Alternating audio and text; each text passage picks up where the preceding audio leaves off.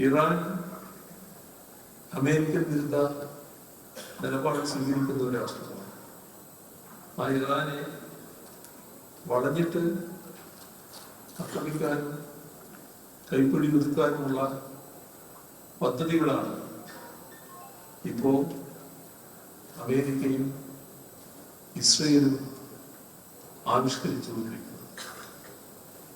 Latin American രാജ്യങ്ങളിൽ നിരവധി രാഷ്ട്രങ്ങളിൽ ഇടതുപക്ഷ സർക്കാരുകൾ അധികാരത്തിലുണ്ട്. ആ ഇടതുപക്ഷ സർക്കാരുകളെ തകർക്കാനുള്ള നടപടികളാണ് അമേരിക്ക സ്വീകരിച്ചു വന്നത്.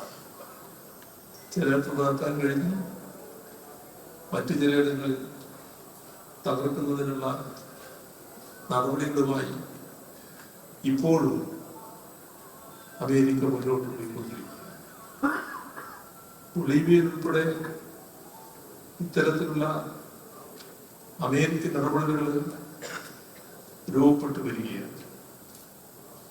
ഇത് അമേരിക്കൻ സാമ്രാജ്യത്തിലും ലാറ്റിൻ അമേരിക്കയിൽ പൊതുവെ സ്വീകരിച്ചുകൊണ്ടിരിക്കുന്ന നിലപാടാണ്. സോഷ്യലിസ്റ്റ് രാജ്യങ്ങളുടെ വളർച്ച ലോകരംഗത്ത് പുരോഗമനപരമായ ഒട്ടേറെ മാറ്റങ്ങൾക്ക് വഴിവെച്ചത്.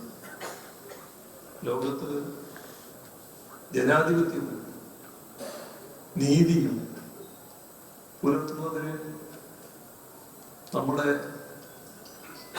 സോഷ്യലിസ്റ്റ് വ്യവസ്ഥ ഏറ്റവും പ്രധാനമാണ് എന്ന് ഇപ്പോഴത്തെ സംഭവഗതികളെല്ലാം ലോക അനുഭവത്തിലൂടെ തെളിയിക്കുകയാണ്.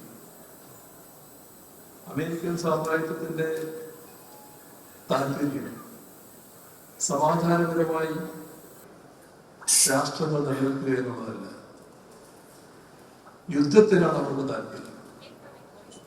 കഴിയാവുന്നത്ര യുദ്ധം വളർത്തിയെടുക്കാനാണ് അവര് ശ്രമിക്കുന്നത്. കാരണം അവരുടെ സമ്പദ്ഘടന നിലനിൽക്കുന്നത് തന്നെ യുദ്ധത്തെ അടിസ്ഥാനപ്പെടുത്തി. അതുമായി ബന്ധപ്പെട്ട ഭീഷണി നിലനിർത്തുക, അതിന്റെ ഭാഗമായി ആയുധങ്ങൾ, യുദ്ധോപകരണങ്ങൾ വലിയ തോതിൽ ഓരോ രാഷ്ട്രത്തിനും വേണ്ടതായിട്ട് വരും. സ്വയരക്ഷയ്ക്ക്, ആക്രമണത്തിന് എല്ലാം ഈ ആയുധങ്ങൾ കൈപ്പറ്റാൻ വേണ്ടി ശ്രമിക്കുക. അപ്പോ തഴച്ചു വളരുന്നത് അമേരിക്കയിലെ യുദ്ധോപകരണങ്ങൾ നിർമ്മിക്കുന്ന വ്യാവസായിക മേഖലയിൽ. ഇത് ലോകത്ത് സംഭവിച്ചുകൊണ്ടിരിക്കുന്ന കാര്യമാണ്.